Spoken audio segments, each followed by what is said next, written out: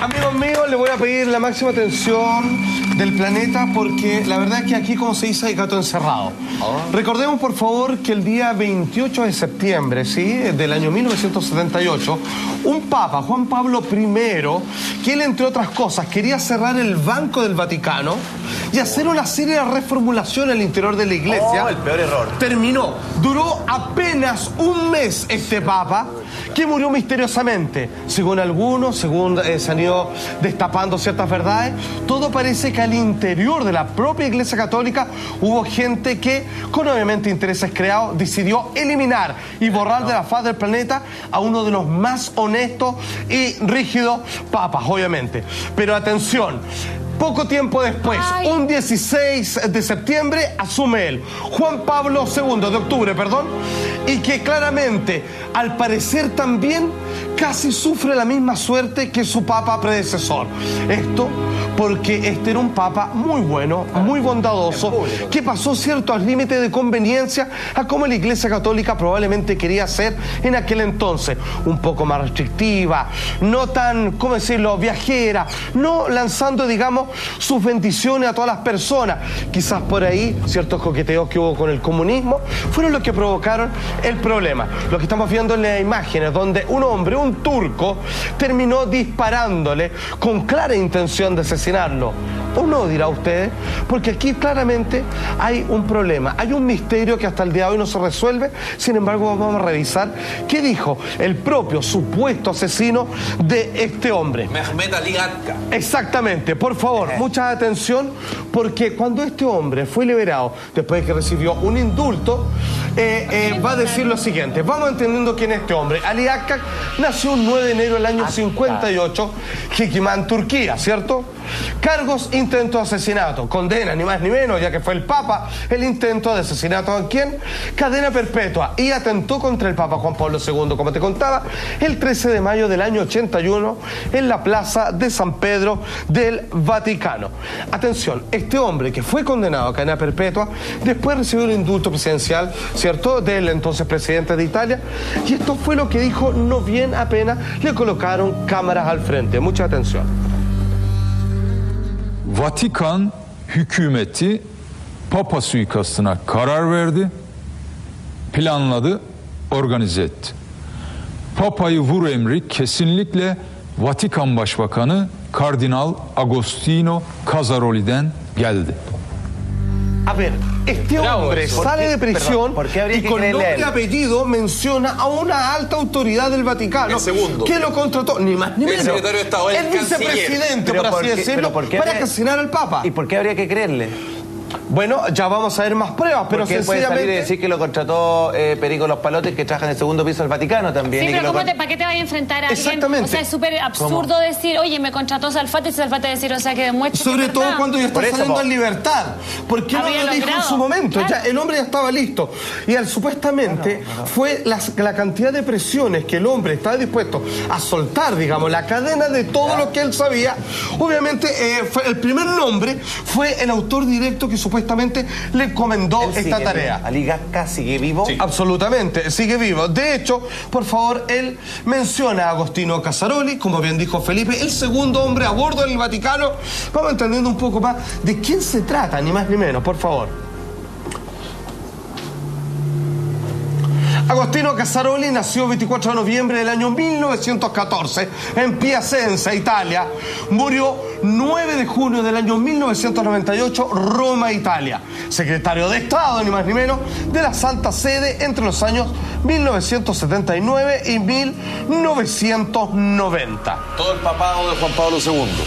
Ok, ahora entendamos, ¿cuál es el problema? Vamos acercándonos por qué todo apunta a partir del propio hombre que cometió el atentado y al parecer la idea no era matarlo, la idea era herirlo de gravedad para crear una mala fama respecto a los comunistas, porque se le intentó echar la culpa a los entonces soviéticos.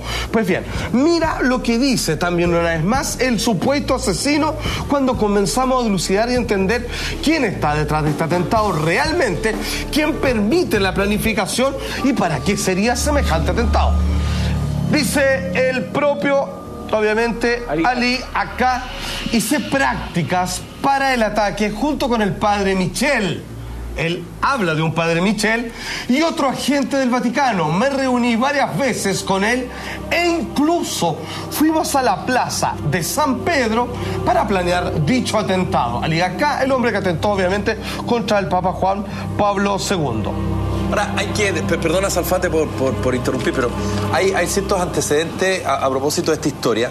Juan Pablo I, como decía Salfate, muere en extrañas circunstancias, el parte oficial es un infarto, ¿no es verdad? Por supuesto. Y Juan Pablo II llega a ser papa, Karol Wojtyła, obispo de Cracovia, solo por lo que pasó con Juan Pablo I. Era el primer papa que no fue italiano. Claro. Por lo tanto, de hecho, él adquiere el Juan Pablo II para seguir con Juan Pablo I, y mucho se habla respecto a que Juan Pablo II tenía muchas ideas de continuar ciertas cosas que Juan Pablo I alcanzó mínimamente a desarrollar.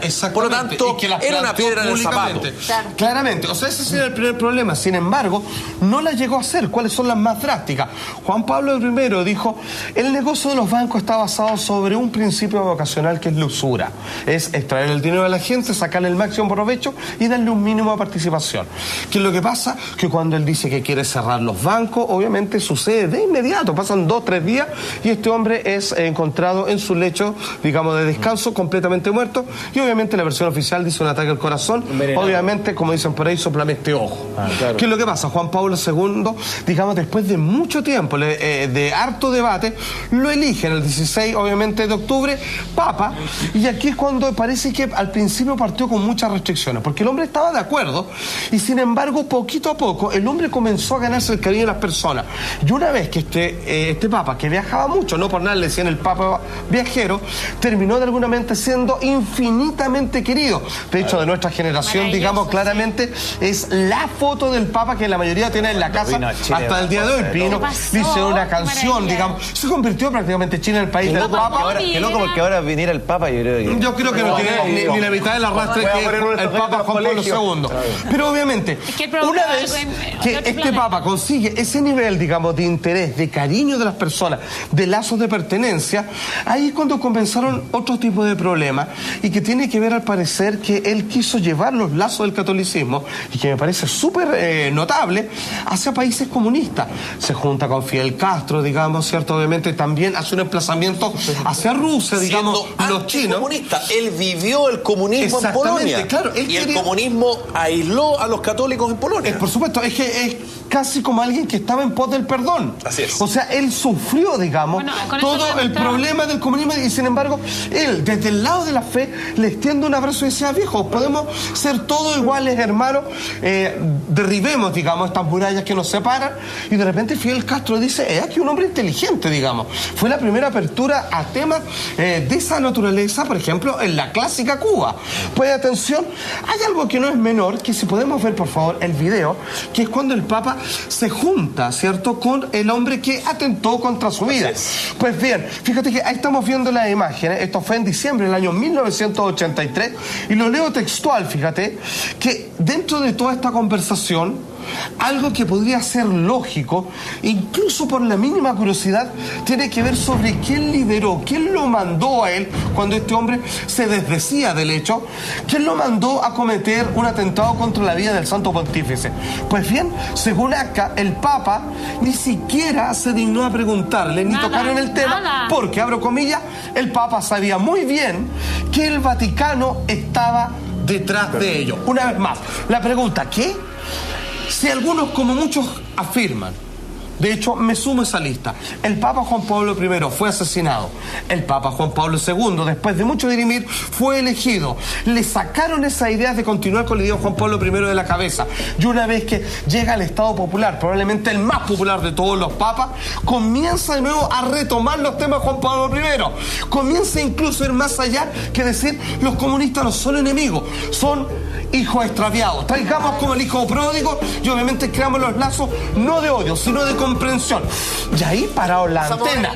Exactamente, porque obviamente Cosarelli, ¿cierto?, el hombre que supuestamente lo mandó a matar, Casaroli era absolutamente anticomunista. Él tenía una guerra patentada contra todos los grandes bloques de esta diferencia política. Y bajo esa misma lógica era prácticamente obvio que Juan Pablo II iba a estar del lado del anticomunismo. Exactamente. Porque, como yo lo decía, lo vivió en carne propia Por supuesto. en Polonia como obispo de Cracovia y como sacerdote, por supuesto. Él era tan bueno y tan noble que en verdad él buscaba eso, No se unir imaginaron más. que iba a acercarse. Jamás se imaginaron. Lo primero que hicieron fue lavarle la mente, al parecer, de que usted no va a seguir con la idea Claro. de Juan Pablo I. Pero el tema del comunismo no lo tocaron, porque claramente lo daban por Lo dieron por descontado. hecho, claro. ¿Y qué pasa cuando él les da vuelta la tortilla? Él dice, no, yo quiero llegar con el catolicismo incluso a aquellos que apenas creen en Dios, sino para nada. Y de ahí, digamos, tiene un problema. De hecho, el análisis lo hace el diario El País.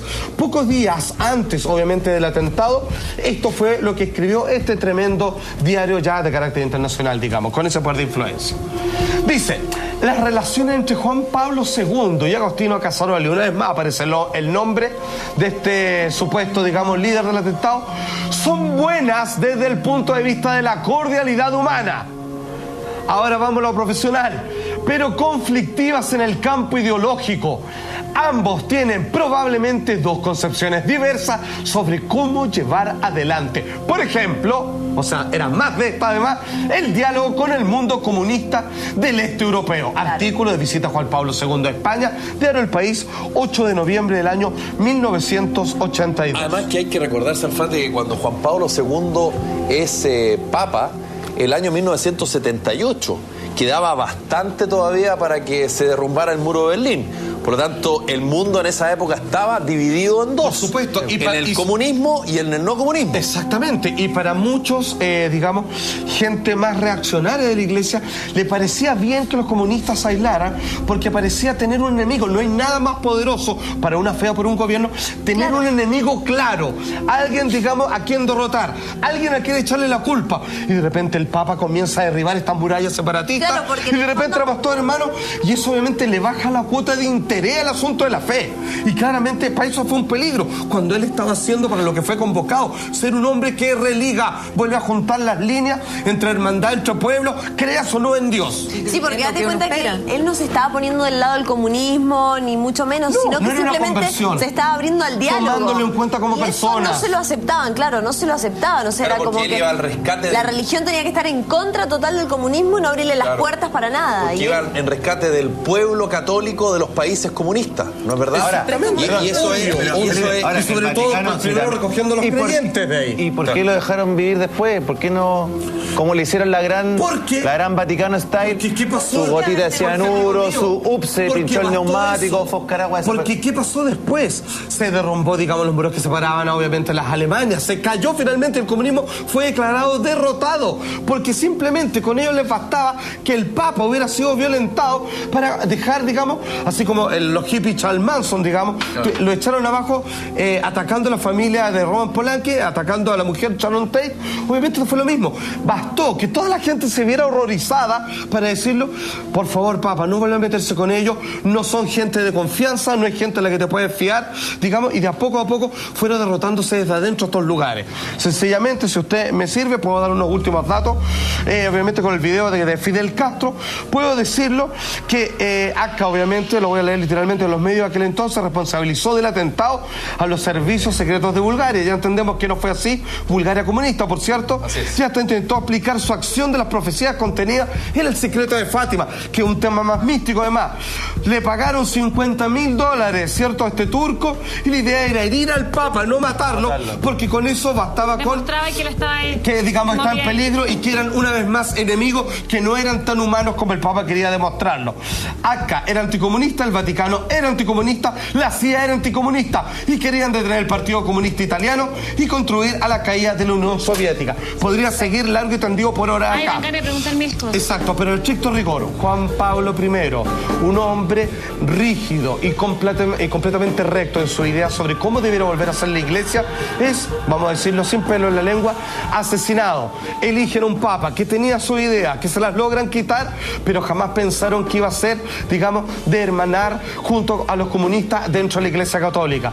¿Qué sucede finalmente? Cuando su popularidad ya no tiene parangón, deciden hacer un atentado para hacer caer la imagen del comunismo que él quiso instalar, y finalmente misión cumplida para los desgraciados, porque lograron la caída del mismo y poco a poco recién han venido a levantarse. El Papa quería otra cosa y a punta de pistola lo hicieron a todo el mundo cambiar de parecer.